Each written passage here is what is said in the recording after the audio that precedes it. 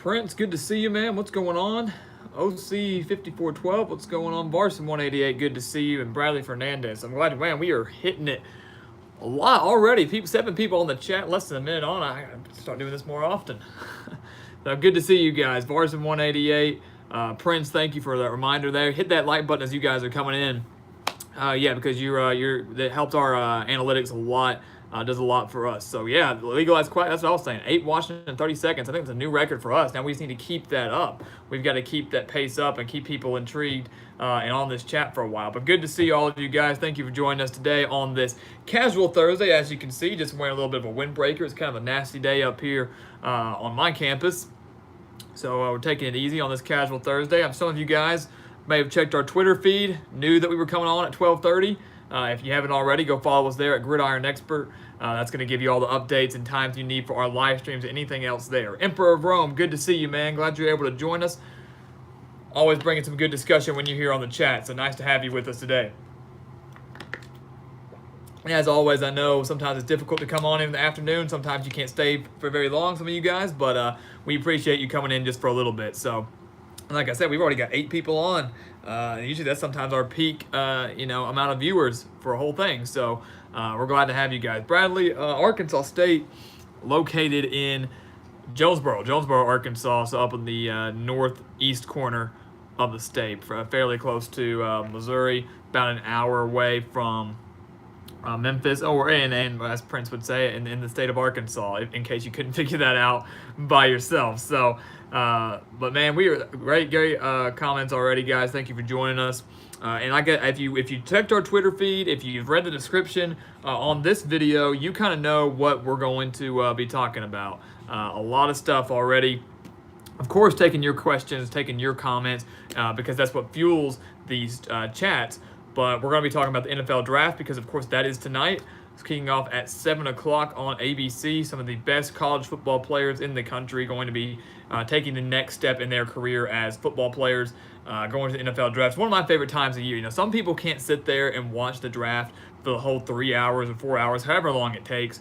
But I'm one of those people that can. I love sitting down there. I do mock drafts myself. We're going to talk a lot about it right now here in a second, but really breaking and analyzing these picks and who's going to be a good fit for which team and all of that. And we already got a couple questions on that, and we would certainly talk about that. But, the NFL draft is a very, very big deal. Now, I can really get into the first round and the second and third rounds. When Saturday rolls around, they do rounds 4 through 7, and it lasts like 7 hours. That's when I really start to check out. But, of course, the big names that we all know fairly well, they're going to mostly be taken tonight and Friday night in the second and third round. So you're not going to want to spend any of those. But is a big deal. So we're going to talk about the NFL draft. We're going to talk about some spring games because we didn't get to talk much about that on Tuesday. And then we have a big storyline that I'll probably go a bit of a tangent on here in a little bit, and I want to make sure we get to it with the NCAA.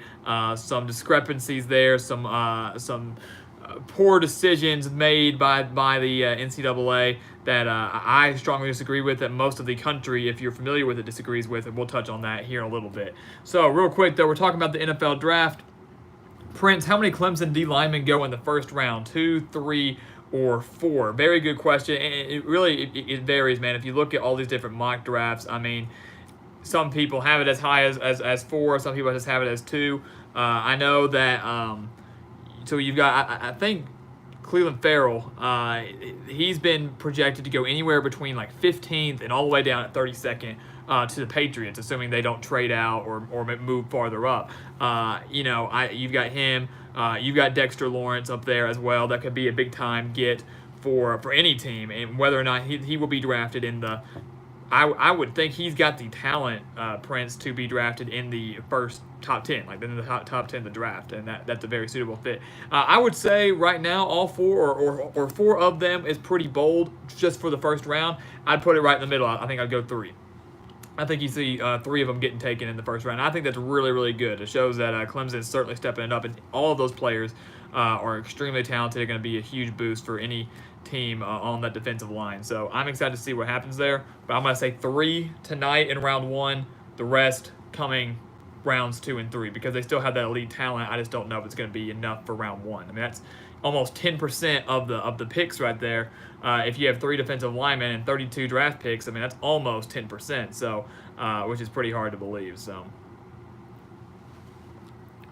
OC5412, who goes number 1? Prince, you say that Kyler goes 1, Nick Bosa goes number 2, and you think that Quinnen Williams goes number 3. So the general consensus is that yes, Kyler Murray will go number 1 in the NFL draft to the Arizona Cardinals. Now, what's crazy about it, they just put out a stat, and I can't remember the exact numbers, but the stock of Kyler Murray going number 1 is slowly declining, while the stock of Quinnen Williams from Alabama is slowly increasing. It is kind of flip-flopping there, and for a while, it seemed like the Cardinals were dead set on taking Kyler Murray. But now there's a chance that maybe they don't. Maybe they go defense. And if I'm the Cardinals, if I am Cliff Kingsbury and the Cardinals organization, I don't know why you would take Kyler Murray. Look, he's a very talented football player, deserves to be drafted in the first round, don't get me wrong, although I do think he should have gone and played baseball. I think he would have a much better career and a longer career in the MLB. But despite that, the Cardinals have themselves a quarterback in Josh Rosen. The Cardinals, to me, are just being extremely impatient. They fired Steve Wilks after 1 season, and it was a bad year, don't get me wrong, but they had a rookie quarterback, they had a young team, had a lot of pieces to fill. Fire him after a year. Bring in Cliff Kingsbury, who we talked about on Tuesday. Kind of odd to see a guy like him who couldn't really succeed in the college level at Texas Tech, bring him into the NFL, and he's a brilliant offensive mind, don't get me wrong. I think with the right players, he can develop a very, very talented offense. Defense, that remains to be seen. We didn't see it at Texas Tech. But why draft Kyler Murray? And of course, if they draft Kyler Murray, they're going to get rid of Josh Rosen. We know that. Some team's going to have to accept a trade to get Josh Rosen. It's going to happen.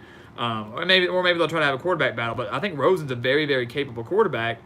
And for the Cardinals just jump ship on him so quickly after just 1 season.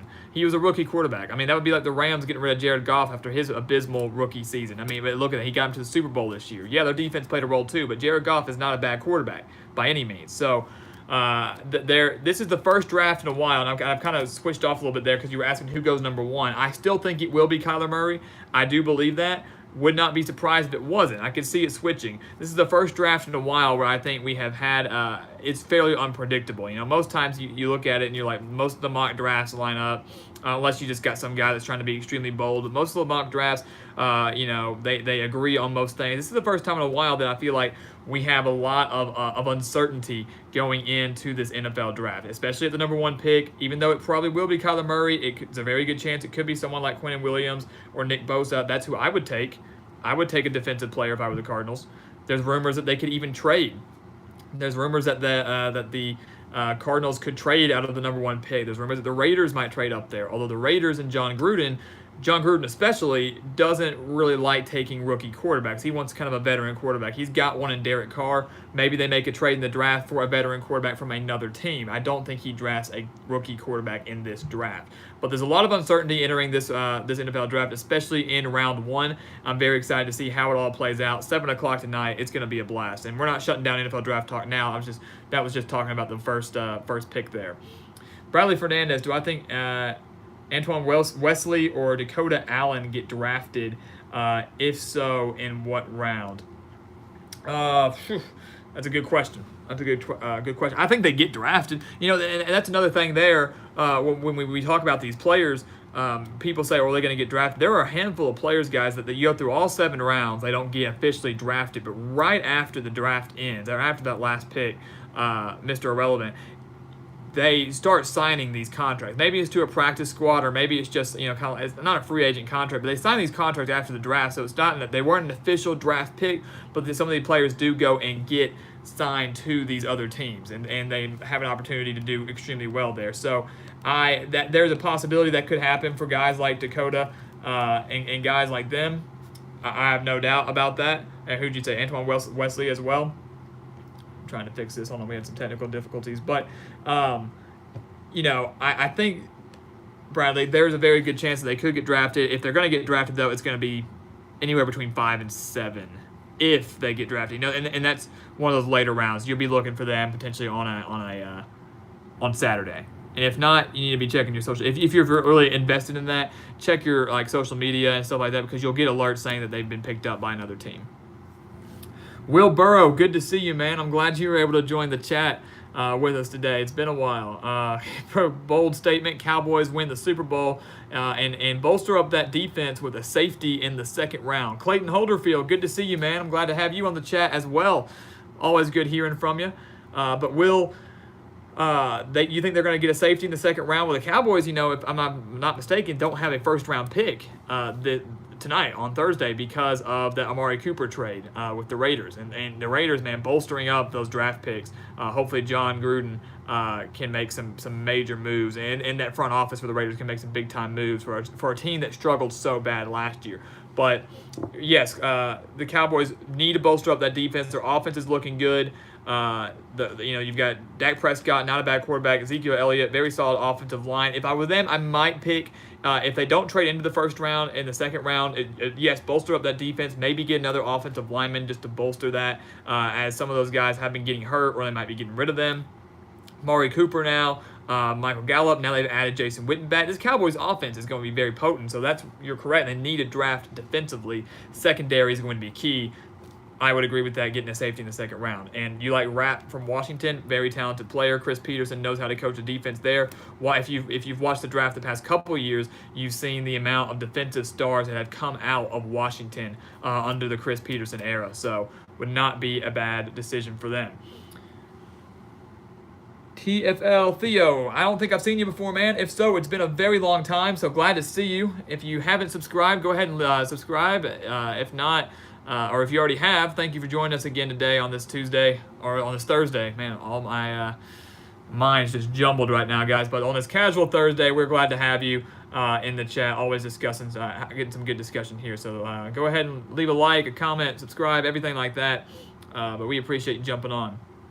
OC5412, do I think that the Packers go pass rusher at 12 or go Williams with the offensive tackle? If I am the Packers, and I've had some conversations with some Packer fans here on campus about who they want to see drafted at 12, because that's a fairly high draft pick. I mean, for Green Bay, a team, and I think they have the 30th pick as well, a team that is used to being a postseason team trying to compete for a Super Bowl. But at 12, I think the Packers need to go pass rusher. They need to go pass rusher. And actually better than that, if they have some solid players that are still up on the board as pass catchers, I would go even there first. 12 is a good enough place where maybe the Packers could trade up into the top 10 and get themselves an additional pass catcher because they have Devontae Adams. He's great. Randall Cobb was consistent, wasn't anything spectacular, played a major role at times. It wasn't anything spectacular, but Devontae Adams is the go-to, and after that you kind of have a bunch of guys that are trying to work their way up. Packers maybe could go for a guy like Noah Fant, TJ Hawkinson, if they're both still on the board. Very talented wide receivers in Marquise Brown, DK Metcalf, who I think is the best wide receiver in this draft because I think he's the most pro-ready. There's a difference there, guys, because, Kyler Murray is probably going to get the number 1 overall pick, and this is just me kind of breaking down the difference between, where they're going to get drafted and who is pro-ready. I think, and I'm going to address this later on, that Daniel Jones, the quarterback out of Duke, is the most pro-ready quarterback in this draft. Am I saying that he's better than Kyler Murray or Dwayne Haskins or someone like that? Not necessarily, but I think he probably has the best opportunity to succeed long-term in the NFL based on his mechanics, his arm strength, his build, everything.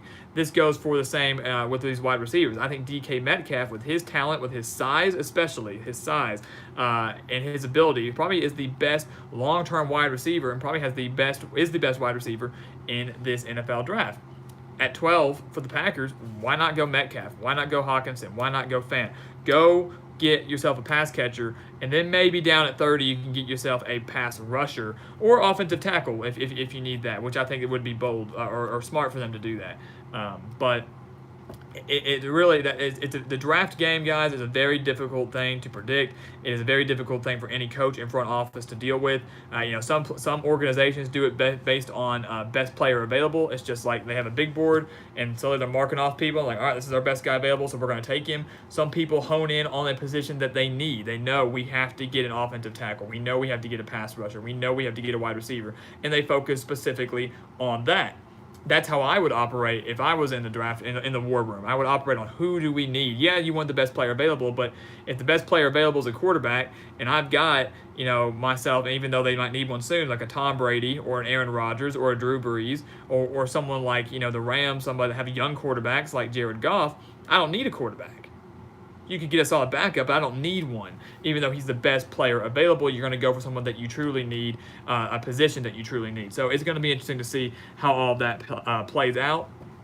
That's why the draft is so much fun, and that's why the draft is so unpredictable, because I love seeing it. You got a team up there that's on the clock, and then all of a sudden they say they traded their pick, and it just shakes everything up. And sometimes they trade their pick, and I guarantee you guys, I guarantee you this, you will see tonight and tomorrow, so Thursday, Friday, some on Saturday, but the big ones will happen tonight and Friday night, trades that involve veteran NFL players. You will see trades in this NFL draft where you will see some veteran NFL players get traded to other teams, whether it's for a draft pick, we'll trade you this player for the second pick or whatever, or maybe it will be for the player they already drafted. There's rumors going around that the Lions, I'm not buying this, but this is one guy put this out there, that the Lions could potentially trade Matthew Stafford to someone like the Raiders for maybe a Derek Carr or maybe just a higher draft pick, and then the Lions are going to rebuild because Matt Patricia is trying to rebuild a team there. He's doing a heck of a job defensively building up his team in Detroit. Well, maybe he's just going to, just rebuild from the ground up, get rid of Stafford, bring in a quarterback that he wants, whether he's a rookie or whether he's young or whatever, because Matt Stafford's been in the league for over 10 years now.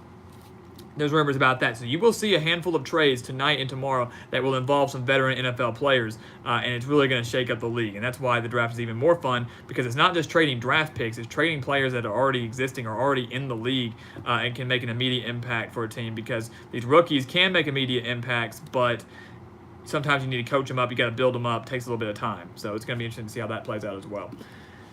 Emperor of Rome, the most underrated player in the draft is Elgton Jenkins. He is an offensive lineman out of Mississippi State that can play every position on the offensive line. Had a good combine, has no character concerns. So, and clearly he is extremely underrated because I haven't heard much about him. But I'm going to take your word for it, Emperor of Rome. You know what you're talking about. So, offensive lineman out of Mississippi State who's going to have a handful of very solid draft picks this season. The biggest one, of course, being Montez Sweat, potential top 10 draft pick this tonight.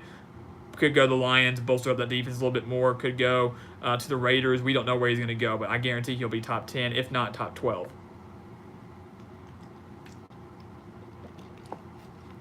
But the combine, some people don't like it. Some people think it's pointless. It does play a major role. Character concerns, big for me. If I'm in the front office, knowing that this guy has got good character, knowing that a guy has no, horrible criminal background or is not in any legal trouble. There's something to be said, guys, for drama. I'm not a fan of drama by any means. I think it's stupid. I think a lot of it can be avoided. And especially in the world of sports, you don't need the drama in your locker room, or you don't need it as a distraction. So if you draft some player and they've got these issues with legal troubles or whatever it may be, or maybe he's just a cancer in the locker room, get rid of him. Don't take it.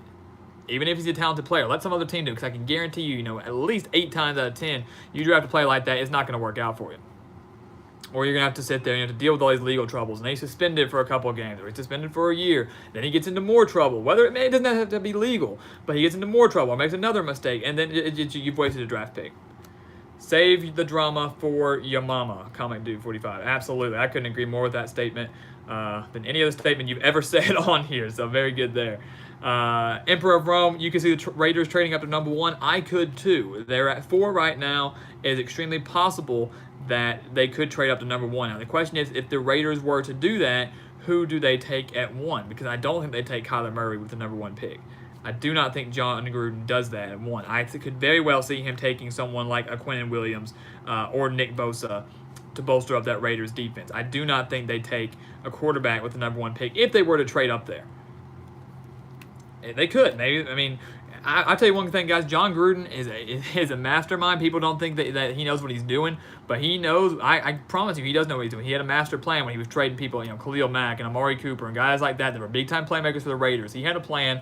He's kind of rebuilding this Raiders team here right before they move to Las Vegas as well. There's a very good chance also, guys, that I said you're going to see some veteran players move, that you could see Derek Carr, quarterback for the Raiders, get traded away from Oakland.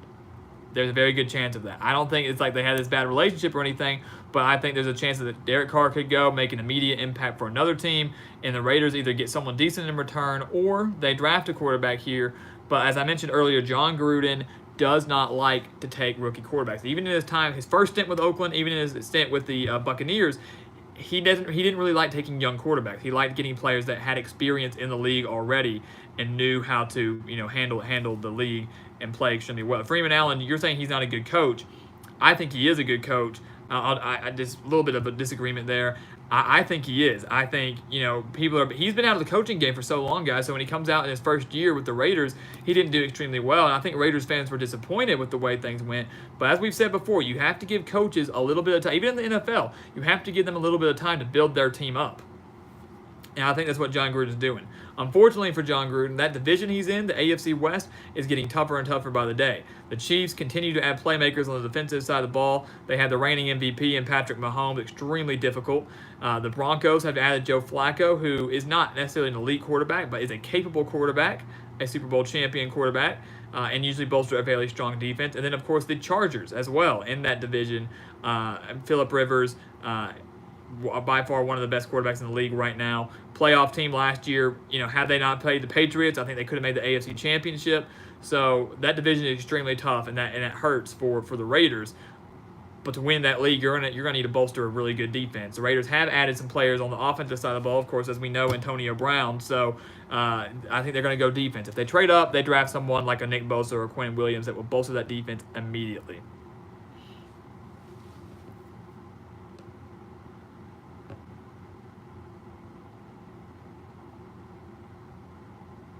So, Freeman, you're a Seahawks fan, and you hope that the Seahawks select Clelin Ferrell or Nasir Adderley. So, both would be big-time gets for the Seahawks, especially, they just traded away Frank Clark. They just got rid of him, which was kind of a big-time surprise. He just inked a major deal with the Chiefs. I think $105.5 million, over $23 million guaranteed, I believe. So, yeah, that's huge for Frank Clark. And they said that more than likely, and I can agree with this, that the Seahawks are probably just going to try to replace him in this draft. So if I were the Seahawks here, Freeman, I would go with Ferrell.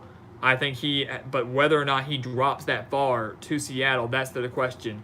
Maybe Seattle chooses to move up. Maybe Seattle decides to trade up to get someone like him to replace Frank Clark, but that just remains to be seen. There's going to be a lot of trades tonight. And you're playing some Battlefield 1. So I love how you multitask, Freeman. I love how every time you're on here, you're always multitasking. Oh, I'm playing this. I'm watching this. I'm watching your live stream, but I'm also... I love it. I love it. That's awesome. It's good background noise. I can tell you that.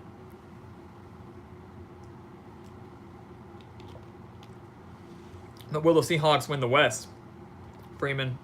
And I will tell you this, that in a division with the Rams, you have the Rams, the Seahawks, the Cardinals, and the 49ers. Now, unfortunately, no, they will not win the West. I think right now it is the Rams' division to lose. I think the Seahawks are probably the second best team in that division right now, although the 49ers, even though they had a bad year last year, are very close to me, to the Seahawks if Jimmy Garoppolo can stay healthy. If he's not healthy, it's no doubt Rams and the Seahawks. But the gap will be closed. It will be much slimmer if Garoppolo is healthy this season with the 49ers. But I don't think they win the West. I think they finished second in the West. Maybe that's going to be good enough to get them a wild card. It's going to depend on how the rest of the NFC fares.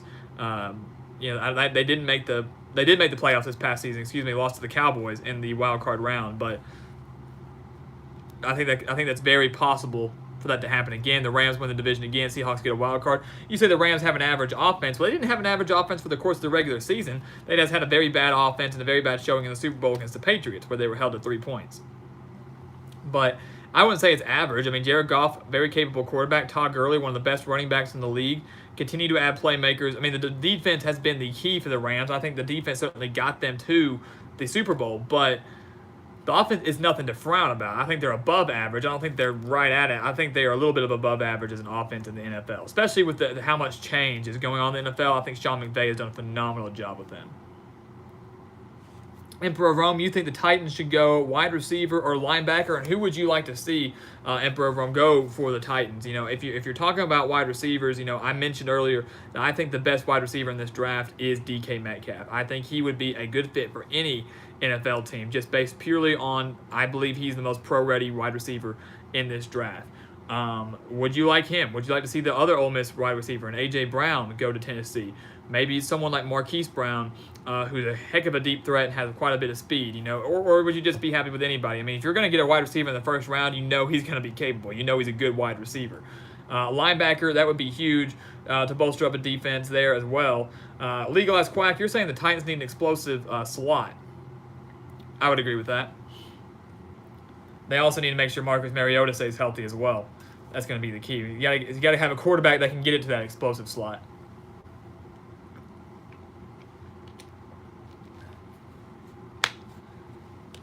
Comic Dude 45, you said you hope the Giants take Dwayne Haskins, and I hope all of our seniors land on an NFL team. Go RU, go Rutgers.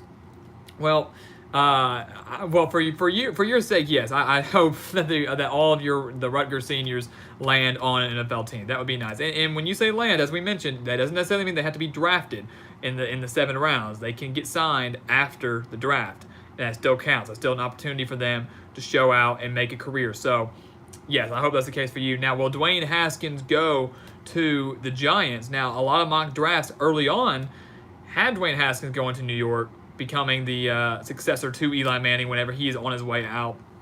But I don't think so. I don't think the Giants will take him anymore. I think it makes sense because if Kyler Murray gets taken in the top as number 1, maybe top 5, Giants are at 6. Unless they trade up, Kyler Murray's going to be gone.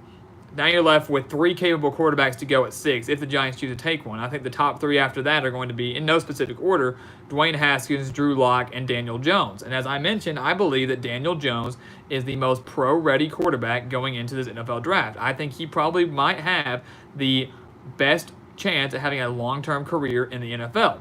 Having said that, more than likely the Giants will take Dwayne Haskins if they choose to take a quarterback. I think they will go Dwayne Haskins. He's got a heck of an arm, guys, and despite what Stephen A. Smith may say, he is not more of a runner than a passer.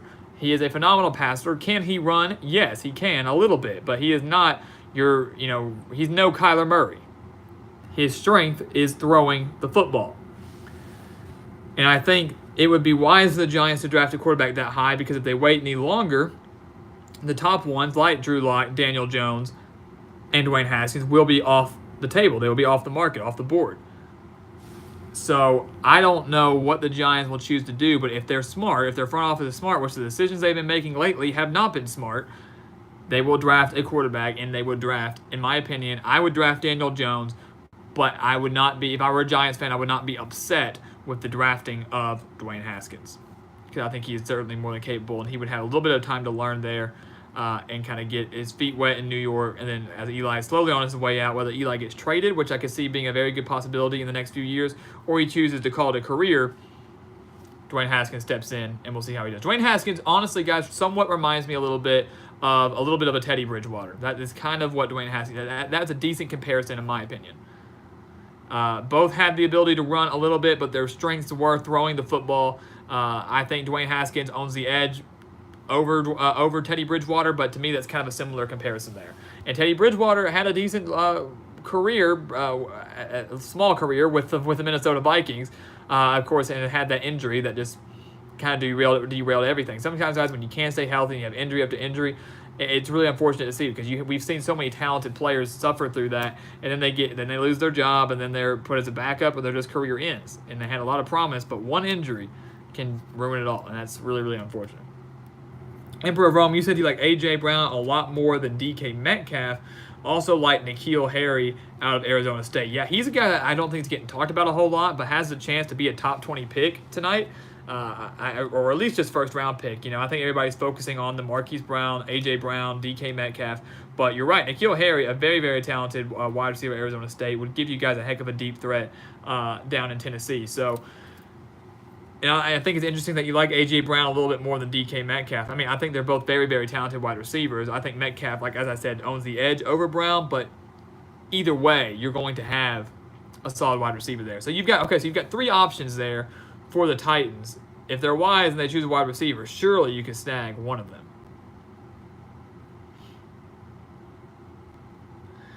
Talking a little bit about video games here, courtesy of Freeman. You think Madden 15 is the best Madden game? Which Madden game would you think is the best? Man, it's been a long time since I've played legit Madden.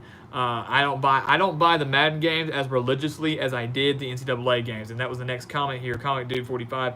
Even though I don't have an Xbox, I hope they bring back NCAA football. I think we all hope that they'll bring back NCAA football. I mean look, it's 2019, and the last NCAA game came out in 2013. That was NCAA 14.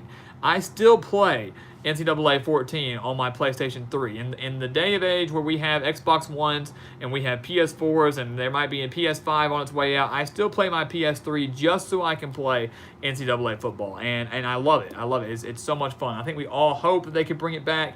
Unfortunately, they're not, because we have a bunch of people out there that are butthurt about their likeness being used and can't, they're not getting paid for it. And then we had one little snitch that went out there and just it all blew up and ruined the fun for everybody. And yeah, I am pissed about that, because it's very, very frustrating. They made those NCAA games for forever, man. I mean, it's dating back to, the 90s at least, like 98, 99, if not, early 2000s all the way through 2013. And they just kept getting better and better and better. Imagine where we'd be at now, graphic-wise, play-wise, having a playoff mode. It would be amazing. And yes, they do make the updated rosters, legalized quack, that make it look like NCAA 20. There's a team out there that does that. And you can add those updated rosters. That's great, and it's really good, but it's just still not the same. So it's extremely unfortunate how that all played out. But my favorite Madden game, Freeman, where we up to now? Madden 19. I was a huge fan of Madden 16. So you said 15. I was a fan of it a year later. Really enjoyed that. Played that one quite a bit. So that was probably my favorite. I did like Madden 10. Madden NFL 10 that had Larry Fitzgerald and Troy Polamalu on the cover of it, because of course they met up in the Super Bowl 43. Played that one a lot. Had some really good game modes on there. So Madden 10, Madden 16 were by far my favorites. I like the vintage games.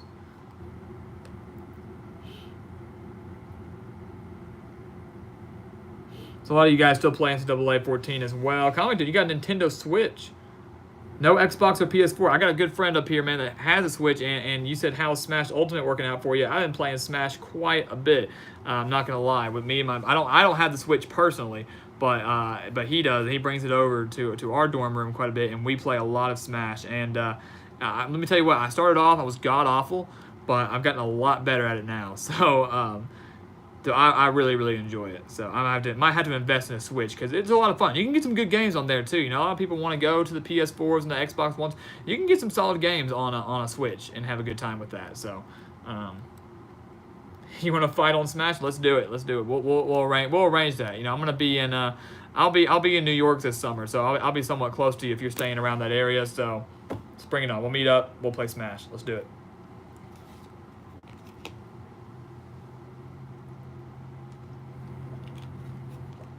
So guys, we talked a lot about the NFL draft here, and I promised you that I wanted to talk about one thing that's been bugging me. Maybe you've heard about it, maybe you haven't, and I really want to get some discussion going on this, just to kind of hear y'all's thoughts and what you think. And I put it out on Twitter. I put it down here in the description. But the NCAA is an absolute joke. And honestly, it would be so much better if we could have the world of sports, college basketball, college football, everything without them. And here's what I'm going to tell you why. And I don't know why this angers me so much. I just think it's because, the NCAA is a business, as we have said. The NFL is a business. The NCAA, when it comes to football and basketball, is a business, and we've talked about this because we've seen teams year in and year out, and in the past we've used basketball as an example with the teams such as Kentucky and Duke and North Carolina, Michigan State, your elite powerhouses. Here in college football, though, is a business when it comes to ratings. People want to see some of the best games, best players going at it.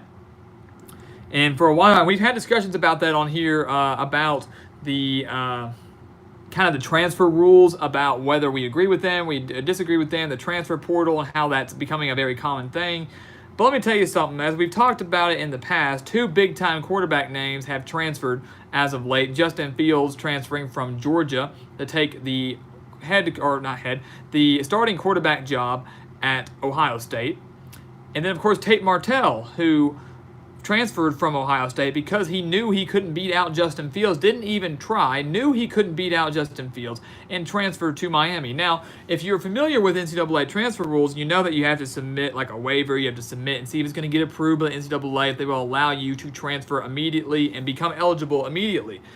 Or maybe they won't let you transfer at all. Justin Fields and Tate Martell were both immediately allowed to transfer, and not only that, were eligible immediately as well. And what was their reasoning for transferring? Because they were losers and could not win the job. And this is not me hating on Justin Fields or hating on Tate Martell or hating on Ohio State University or Miami. Not at all. But because they couldn't win the job. And I'm not against transfers. I am not against transfers. If you sit there and you're not able to play, go somewhere where you can play. I agree with that.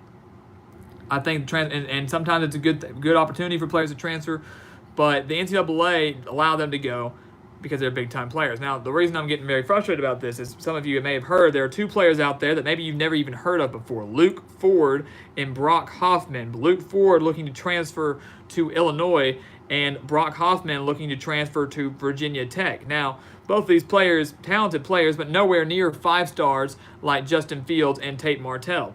Why was Luke Ford looking to transfer to Illinois? Well, he was looking to transfer because he had a very sick grandfather, and he was looking to get closer to home. So not only could he be there for his family, but for a chance for his grandfather to potentially see him play in person. Brock Hoffman transferring to Virginia Tech. Why did he transfer? Because he wanted to get closer to home because of his mother who had a brain tumor. Both of these people looking to go home because they want to be closer to their home, we want to be closer to their family in times of trouble, and to be there for the ones that they love, and maybe for an opportunity for those family members to see them play in person before, and not to sound negative, but maybe they were to pass away, or even if they weren't, just to be there for your family, because family has to come first, as we have said multiple times here on these live streams. Yet, because of these players looking to transfer, the NCAA did not grant their transfers, and Brock Hoffman and Luke Ford will not be able to go play at Virginia Tech in Illinois.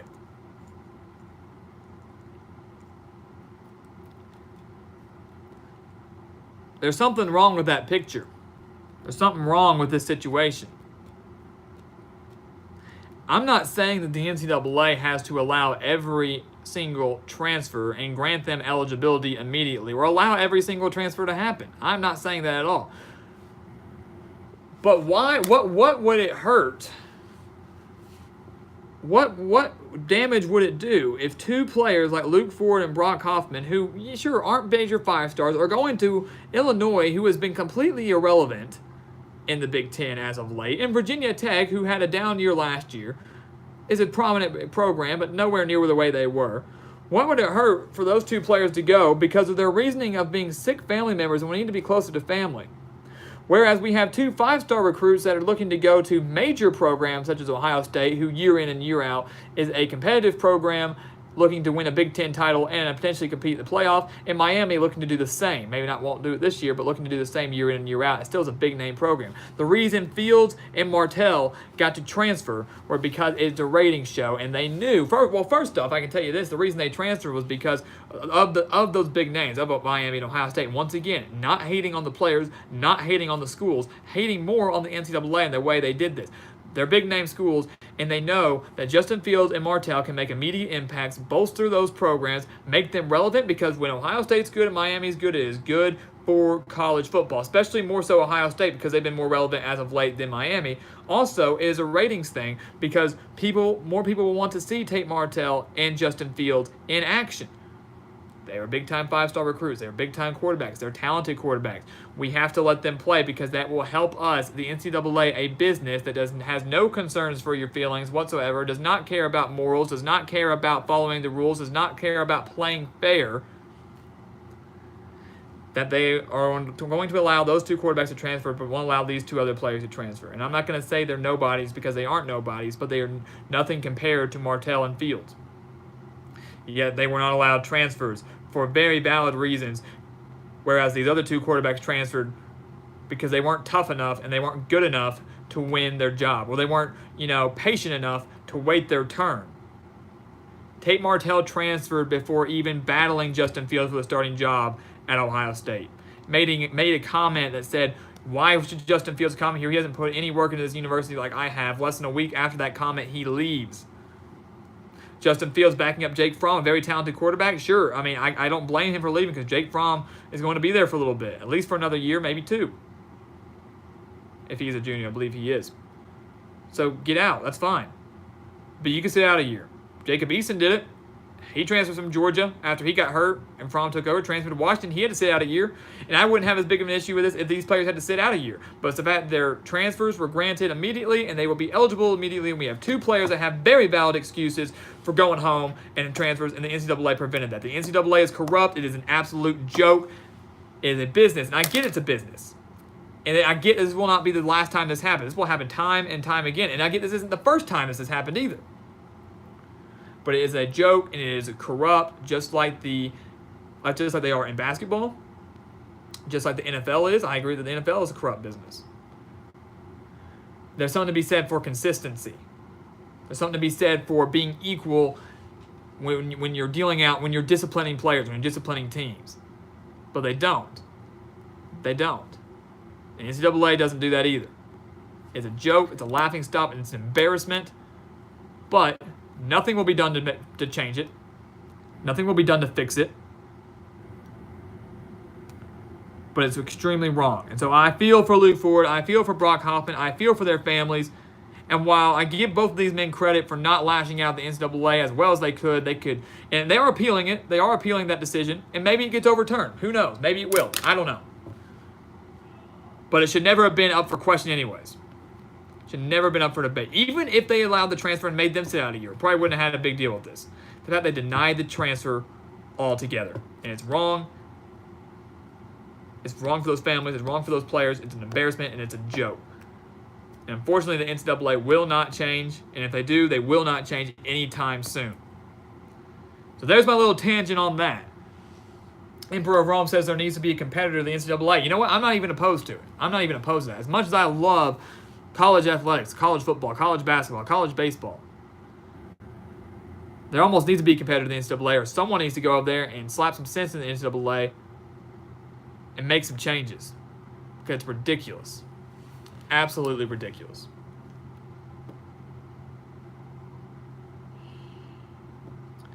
Comic Dude, you said NCAA is very hypocritical, much like business is. Well, exactly. They are extremely hypocritical. Very, very much so. And they're hypocritical because they are a business. You said much like businesses, they are. The NCAA, like I said, they don't care about your feelings. They don't care about individual players. They don't care about teams. They care about money and ratings. And I get that's extremely important. It is an important thing. When you're dealing with sports, you want people to watch your games. You want people to watch football or basketball, whatever the game is. You want them to watch. You've got to make money. I get that. Any business, you have to make money to be successful. But allowing 2 players to transfer isn't going to lose you money. Might get you a little bit of extra money, actually, because those families would be in attendance at those games. It's just my issue. That's just my problem. It's frustrating for me, but unfortunately, it's never going to change. And it's wrong. Craig Pina, good to see you, man. I'm glad you're able to join the chat. You just missed a little bit of a discussion on the NCAA transfer rules and how frustrated I am with that, how wrong the NCAA is, and how much of a joke that I think the NCAA is. But I'm glad to see you join the chat today. Mike Myrick, good to see you, man. I'm doing good. Go Knowles, as always. I'm glad you're able to join us. Like I said, you just missed a little bit of a rant there, but I'm glad you're able to join us. Border Bob, thank you for joining us, man. It's been a while. I don't think you were on here on Tuesday, so I'm glad to see you here on this casual Thursday. Thank you for popping by. Comment Dude 45, what good would an NCAA competitor do for college football? It's like asking daddy for permission when mommy said no. Okay, I get that point. There's no, and the thing is, as much as you want, well, Mike, if you missed the rant, you can go back and watch it. I can promise you that. Just rewind about 10 minutes. But, if a competitor wouldn't do anything, because what are you going to compete? Now, I will say this, that the XFL is potentially offering players to come out of high school and play in the XFL and get paid immediately. And I do think that's a slight competition for the NCAA in the sense that you might start to see a good number of players not go play college football, go to the XFL if the XFL can stay afloat. The AAF did not, fail fairly quickly, and I feel like the XFL might fail quicker. But if they stay afloat for a while, you may see high school players come straight out of high school, go to the XFL because they will be making money. And then they have a chance to go from the XFL straight to the NFL if they're good enough and an NFL team wants to give them a shot. So you might start to see players missing out on college. Now, I think that if you have the talent, they need to go play in college. If you were that good, go play in Alabama or a Clemson or an Ohio State or a Georgia, one of the elites, or I don't even care where you go play. Go play college football because that I think you have a better chance of getting noticed by the NFL and making a career and developing your game, getting coached and improving as a player if you go play college football instead of going straight from high school to the NFL. But if I was a high school athlete and the XFL was calling my name and I could make a couple $100,000 or even the $50,000 straight out of high school, I would not be opposed to that and would strongly consider doing so over going straight to college and playing college football for no money whatsoever and hoping that I can, and I have to stay there for my whole freshman year and hoping that I can get to the NFL.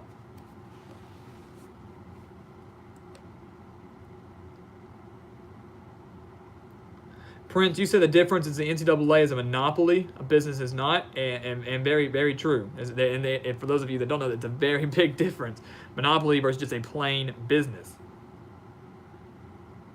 I think a lot of us are agreeing on the NCAA thing. Craig, we'll get to yours in a second, but just briefly, had a nightmare last night that the Giants drafted quarterback at 6, hoping they get a defensive lineman at 6, and then literally anything else at 17. So maybe they draft their quarterback at 17, and they pass on Haskins, who many people believe is who will go to the Giants. Maybe by 17, Daniel Jones or Drew Lock will still be available. Or maybe they trade up a couple spots from 17 to ensure that they get that quarterback. That remains to be seen. But I think they're going to draft a quarterback at 6. A lot of mock drafts are thinking that. It's not looking good if you're afraid of that. But if I were the Giants, I would think I would take what you're saying, draft that defense first, because this is a very defense-heavy draft. A lot of talent in that first round. Go defense at 6. Maybe even trade up from 17th to 15th, 17th to 14th. Just a few spots to ensure they're going to get the quarterback. We've seen that in years past. I think the Bears traded up just one spot a few years ago to ensure they got Mitchell Trubisky. It's not out of the question that the Giants could do something similar with that 17th pick in the draft.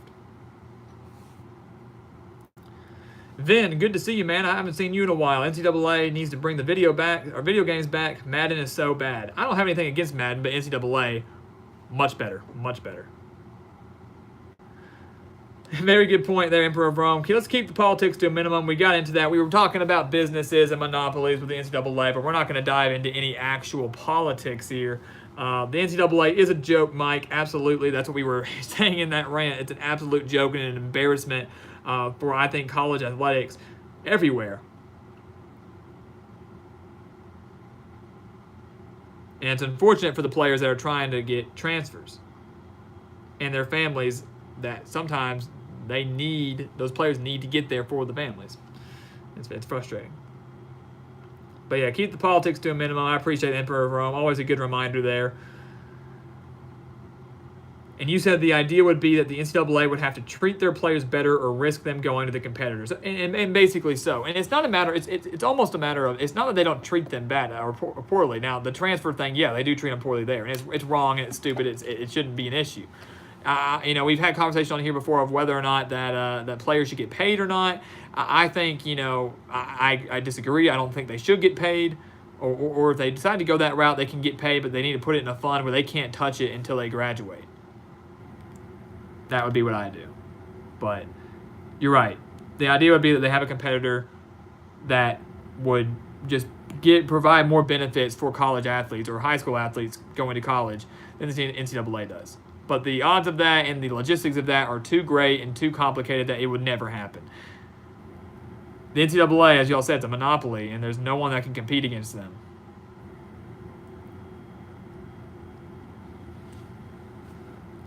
So getting down here to a couple more comments here. Craig talking about the draft a little bit more, which we talked about a lot for about the first 30 minutes or so. And I love it because I'm extremely excited for the draft tonight. It's one of my favorite times of the year. It's going to keep me busy all night, and we'll definitely have updates on that over the course of this weekend. But you're hoping they trade for Rosen or draft Jones at 17 if they want a quarterback. Now, that would not be a bad idea. Honestly, Craig, that they could trade for Josh Rosen there, and because if the Cardinals truly want Kyler Murray, maybe they could get something out of it for Josh Rosen. Ship him off to the Giants. Giants give something in return. Who knows? But I don't know if that necessarily going to happen. Although they need to get if the Cardinals are really dead set on taking Kyler, they got to get rid of Josh Rosen, who I think with the right coach and the right team surrounding him can be a very, very talented quarterback. I think he already is. He just needs some time. He was just a rookie last year. We have to keep that in mind. But Daniel Jones would be the better fit for them if they chose not to do that. Take Daniel Jones at 17, assuming he's still on the board. Or better yet, take Daniel Jones. If you really want Daniel Jones, take him at 6. I know you want a defensive lineman or a defensive player at 6, and maybe that would probably be the best way to go. But I think Daniel Jones is going to be better than Dwayne Haskins for the sake of the Giants. MCD Sports 4, good to see you, man. Titans to draft Hollywood Brown. We were talking about that earlier. About Emperor of Rome was actually talking about that with who the Titans were going to draft. He was saying that they really wanted a pass catcher, a wide receiver, or a linebacker. And we talked about A.J. Brown. We talked about DK Metcalf. But Marquise Brown, he talked about N'Keal Harry too. But Marquise Brown would give the Titans a very talented wide receiver, huge deep threat, and quite a bit of speed if they were able to land him. Although I could possibly see him getting taken before the Titans pick, but we'll have to wait and find out there. They were borderline playoff team last year. Had they beaten the Colts, they would have gone to the playoffs, but of course they had to do that game without Marcus Mariota. Comment due, the NCAA should just stay out of transfers, let people transfer at will. Obviously, have to receive offers from the school. Absolutely. You can't just transfer to the school because that's where you want to go. The school's got to be pursuing you. And there's logistics when it comes to that too, because if you commit to a school or if I'm a member at a school already, they say that you can't have contact. If I'm a player at Alabama and I can't have people from Clemson coming to talk to me to try to lure me away, but if I insert my name into the transfer portal, then that allows other schools to start pursuing me and try to get me to come to their program. And that's where I think the NCAA should stay out of it. If I declare that I am transferring, I'm fair game, and whenever a school offers me something and I want to go there, then that's it. I'd say I'm going and we're done. Call it quits. I had a brief technical difficulty there. But I'm glad we're all in agreement with that. I'm glad we all agree on the way this is supposed to operate, on the way this is supposed to go. Prince, you're agreeing. Mike's agreeing. Everybody's saying that. And that was a very enlightening from Comment Dude 45. That was that's a very simple solution, yet we know that if we tried to pursue that solution, the NCAA would just make it very more complicated and probably screw it up even more. All right, Emperor of Rome, I like this question here. Do you think it's unfair that the modern Browns take credit for the original Browns' accomplishments? Because they do, and it's bullcrap. Those accomplishments should go to the Ravens. Well, I agree with you there, because if some of you aren't familiar with the NFL history, there were a lot of changes back in the early ages of the NFL, even what was it, 60s and 70s there. So I do think it's wrong, because that was the Ravens organization at the time that won those games for the Browns and did so well for what are now called the Cleveland Browns. There's something to be said for that. I'm trying to think of a good analogy there, where if I would take credit for, I can't even think of what that would be. It's so complicated, and back then the logistics were very different, and it was a kind of a complicated game. But you're right, it is bullcrap. If one team, it's like one team does something extremely well, say in the 80s, and then switches to, a new city, and some other team comes in and takes over with the same name, which is basically what's happening here. You don't get to take accomplishment for that. If you come into, if I go and become a part of, let's say, the Dallas Cowboys organization, and my teammates are part of the Dallas Cowboys organization, we can take pride in accomplishments or credit for what the Dallas Cowboys have done in their entire career, in their entire franchise career, in history. But you can't do that for a team that's kind of been split before. And Prince, you're saying, come on, Browns fans have nothing else. Give them this little bit. Well, some people like to say, "Oh, the Browns have won multiple championships." I don't count, unfortunately, for Browns fans. I don't think we should count the ones that happened in the '50s and the '60s. But yeah, and Emperor Rome, very good point. Look up the Browns relocation controversy if anyone wants details. It's very interesting, very complex, and very weird, but it is. It happened. It happened, and it's crazy to think about. But the Browns have a lot of hype, guys. I'm telling you what, they are slowly building something. That's something, if your team's always bad, man, you gotta understand that the time of hope and your team potentially being good again is coming. Because I think the Browns, for years on end, had no hope. And now they have a solid quarterback for the first time, what feels like forever. One that should be solid in Baker Mayfield. A talented backfield. I think they have, if I'm not mistaken, they have Carlos Hyde, and they have Kareem Hunt, and they have Nick Chubb. I know for a fact they have Nick Chubb and Kareem Hunt. Then out there, wide out, you've got Odell Beckham, you've got Jarvis Landry, and a defense that is slowly really building and improving. I think the Browns win that division because the Steelers are not going to be what they used to be. They've lost Antonio Brown. They've lost Le'Veon Bell. They're still talented. They've still got Big Ben, one of the best quarterbacks in the league right now. They've still got Juju Smith-Schuster. But the Steelers used to be the kings of the AFC North. They're not going to be this year. The Ravens, they got Lamar Jackson. Well, he hit a sophomore slump. That remains to be seen. They added some solid players there. Mark Ingram at running back and Earl Thomas on defense. But I think maybe they're the biggest competitor to the Browns. And the Bengals, new coach, new problems, ain't going to be a competitor in the North. So wait and find out. But I think the Browns win the division and make the playoffs. If they don't win the division, there's a chance they can still snag a wild card. But the Browns are going to be tough. Maybe not extremely tough this year. Still potentially a playoff team. But within a few years, assuming they can keep that team intact, they're going to be very, very dangerous and very, very good.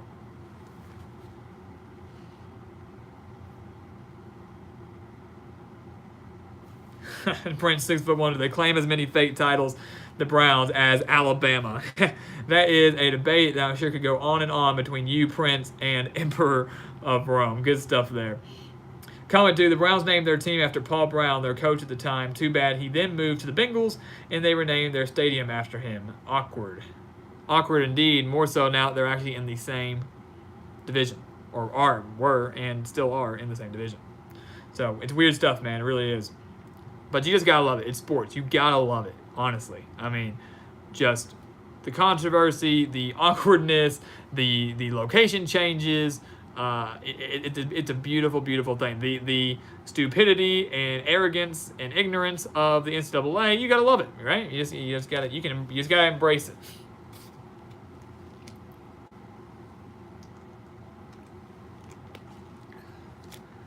So we hit a lot of key points today, guys. We hit NFL draft talk, which is something that I was really focusing on. I mean, that was even in the title. And great discussion from you guys coming to that. I mean, y'all all addressing, who you wanted your team to take, who we thought was going to go number one. Controversies there, trades, quarterbacks, it hit everything.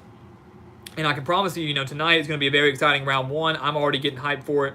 It's going to be a great time. And by this weekend, we'll be back here live on Sunday. But this weekend for sure, we'll be breaking down that first round of the NFL draft, kind of breaking down what we think. Did we think it was a good pick? Did we think it was a good trade? Do we think it's going to be a good fit? We'll break all of that down this weekend as well. So you're not going to want to miss any action of the NFL draft. Saturday, when you have rounds 4 through 7, yeah, you can probably afford to miss some of that because sometimes they don't even show all the picks being made. It's very long. It's like 7 hours. Kind of boring, but these Thursday night especially, round 1 and then rounds 2 and 3, very, very fun to watch and very, very big because that's when the big names are going to be picked. And those are the players, and I'm not saying people made in 4 through 7, but the ones made in rounds 1 through 3 are the ones that can make an immediate impact for their respective teams. Then the Bengals jerseys used to be exactly like the Browns too. Well, yeah, I mean, if you want to throw some more awkwardness into the loop, there you go. Yeah, Freeman, I'm drinking a little bit of water. I know you're playing Battlefield 1. I think you keep saying that you want me to address it. I've played Battlefield 1 before, man. It's a fun game. It is. I enjoyed it. So, yeah, I can multitask too. But, yeah, that's good, man. And Craig Mayfield was surprising many last year, so this could be good. Well, I'll tell you what, I was surprised, honestly, that the Mayfield got drafted number 1 last year. I didn't think he should have. I didn't think he was the best quarterback in the draft, but as you said, I think he surprised a lot of people. Maybe Kyler Murray will do the same if he's drafted number 1. I don't think I would take him number 1, but maybe he comes in and does extremely well in his first year. That's extremely possible, especially with the quarterback guru like Cliff Kingsbury. That is extremely possible. So that's what's so fun about the draft. It's so unpredictable and can pull so many surprises, and that's what makes it so fun. So I agree, Craig. This is going to be a lot of fun. It can be very, very good. Emperor of Rome. We'll probably make this the last question, guys, because I'm going to have to run here in a little bit to do my on-campus show, which is what I do every Thursday and stuff like that. But trust me, we will be talking plenty about the NFL draft over these next couple days, so you're not going to want to miss it. And check Twitter. Check Twitter at Gridiron Expert. I'm still going to answer your question, don't worry. But check Twitter at Gridiron Expert because tonight, I can assure you, I'm going to be blowing up my Twitter announcing picks or telling you guys what I think about the picks. So go follow us there if you don't already, at Gridiron Expert. We're so close to 100 followers. So we'd love to get that done at some point. But we're going to be analyzing the draft tonight, at least a handful of them. So you're not going to want to miss that. Last question here, Emperor of Rome. If the NFL has to expand outside of the United States, where should they expand? I say Toronto. So a very, very good question there. Toronto is logical, Emperor of Rome, because they already have MLB. They have the Blue Jays there. They have the Raptors in the NBA. Obviously have NHL teams up there in Canada. Obviously hockey, a huge deal. So logically, it would make sense to expand to Toronto also because it is connected to the United States. You don't have to go overseas or anything to attend a game in Toronto. But I would say if the NFL expands outside of I agree, Toronto's a brilliant move. Some people would say Mexico City, also that being connected to the United States. I think business-wise, I think attendance-wise, I think it would be wiser for them to go to Toronto. City-wise, it would be wiser, safety-wise at Toronto. But I think if the NFL ever were to expand, they actually wouldn't go to either of those places. I think they would go probably overseas to London because we know we have those international games every year. London has become the hot spot for those games. They have one in Mexico City usually. And then I think they have about 3 or 4 over in London each year. And they get a great crowd there from their international fans there, people that fly over there to watch them. So I think that's going to be, if they ever were to expand outside the United States, I think that's where they would go. Although I don't know if that would be the best decision made for that. They're trying to expand the game of football, introducing it to other countries, and not like Britain and England and places like that, or Mexico or Toronto are unfamiliar with the game of football, but that they're trying to expand it and kind of widen the just the fun and the passion for the game in other countries that maybe focus more on the other football, like soccer. So that's certainly what they're trying to do. And I think it's working. Honestly, I really do. If you've seen the attendances and the fans in Mexico City, if you've seen the attendances and the fans in London and those international games, there are quite a bit of them. But I think that's where they're going to go. And there were rumors even that they wouldn't expand and bring like an expansion team. It would just be like a team that's currently in the NFL, part of the original or part of the now 32 teams, would leave to go play like in another country. And the rumors for a long, long time were that the Jaguars would leave and go to London or England and would play there. I don't know if they would or not. I think Jacksonville's fine. Now that Jacksonville's somewhat becoming relevant, 2 years ago we're playing in the AFC Championship game. They're building something. Have Nick Foles now at quarterback. Look, and once again, as we've said before, we've talked about conference realignments and stuff like that. All this stuff sounds like a great idea, but it takes so much time and effort, and you have to line everything up right to make a move like that to happen and make it work successfully. So if something like that were to happen, it would take a while before, for it to. We could get an announcement today that a move like that might not take place until 2023, 2024, so years down the road. But Toronto, that's a really good point. I think that'd be a great place, but I think more than likely they would go overseas, and that would be in England. And last one here, Comic Dude. It's hard to create new football leagues primarily because it's hard to compare to the perception and prestige of the NFL. Exactly. That's why, it's hard to compare against that because people are so used to the NFL and what they love. But also, as we mentioned, for a money standpoint, from a business standpoint, the NFL has so much. And it's hard for startup leagues like the Alliance of American Football or maybe even the XFL to succeed an age where the NCAA and the NFL especially kind of overshadow everything.